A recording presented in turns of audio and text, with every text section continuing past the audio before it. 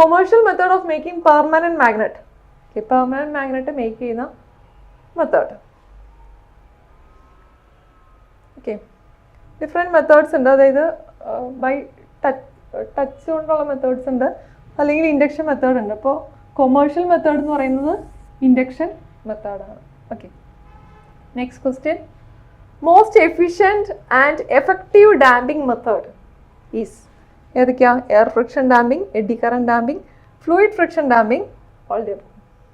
മെഷർമെൻറ്റ്സിൽ നമ്മൾ different types of damping methods നമ്മൾ പഠിക്കുന്നതാണ്.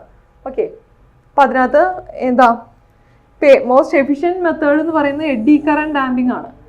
ഓക്കെ, എഡി കറന്റ് ഡാമ്പിംഗ് പക്ഷേ യൂസ് ചെയ്യണമെങ്കിൽ ഒരു പ്രോബ്ലം ഉണ്ട്. എന്താണ്?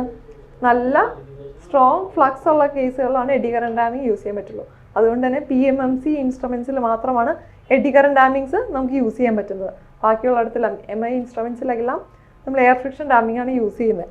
ഓക്കെ, ദെൻ ഫ്ലൂയിഡ് ഫ്രിക്ഷനെ പറ്റി പറയുകയാണെങ്കിൽ എന്താ? ഫ്ലൂയിഡ് ഫ്രിക്ഷൻ വെർട്ടിക്കൽ അറേഞ്ച്മെൻറ്റിൽ മാത്രമാണ് യൂസ് ചെയ്യാൻ കഴിയുള്ളൂ. ഓക്കെ, അപ്പോൾ most efficient method of damping എന്ന് പറയുന്നത് എഡി കറന്റ് ഡാമ്പിംഗ് ആണ്. ഓക്കെ, അത്രയാണ് ഈ സെഷനിൽ ഡിസ്കസ് ചെയ്യുന്നത്. ബാക്കി നെക്സ്റ്റ് സെഷനിൽ കാണാം. Thank U.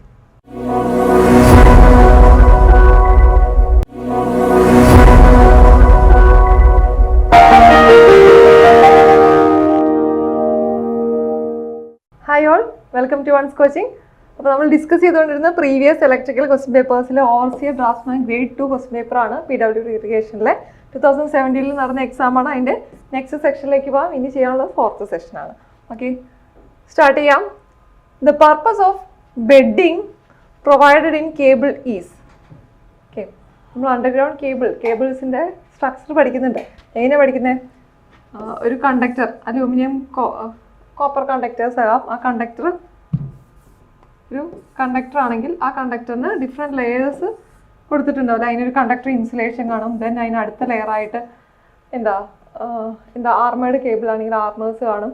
ദെൻ അതിൻ്റെ പുറത്തായിട്ട് ബെഡിങ്, സെർവിങ്, അങ്ങനെ പറഞ്ഞിട്ട് ഓരോരോ ലെയേഴ്സ് പഠിക്കുന്നുണ്ട്. അപ്പോൾ ഇവിടെ ചോദിച്ചിരിക്കുന്നത് ഏത് ലെയറാണ്, ഏത് കേസാണ്? ബെഡിങ് എന്ന് പറയുന്ന ലെയർ എന്തിന് പ്രൊവൈഡ് ചെയ്യുന്നതാണ് എന്നുള്ളതാണ് ചോദ്യം. വായിച്ചു നോക്കാം. Protect the cable from mechanical injury, protect the cable from atmosphere, protect metallic sheet from mechanical injury, prevent entering moisture to the cable. ഏതാ ആൻസർ വരിക? ഇവിടെ option C, protect metallic sheet from mechanical injury ആണ്. Okay, ഇത് armoured cables ഞാനിപ്പോൾ പറഞ്ഞു.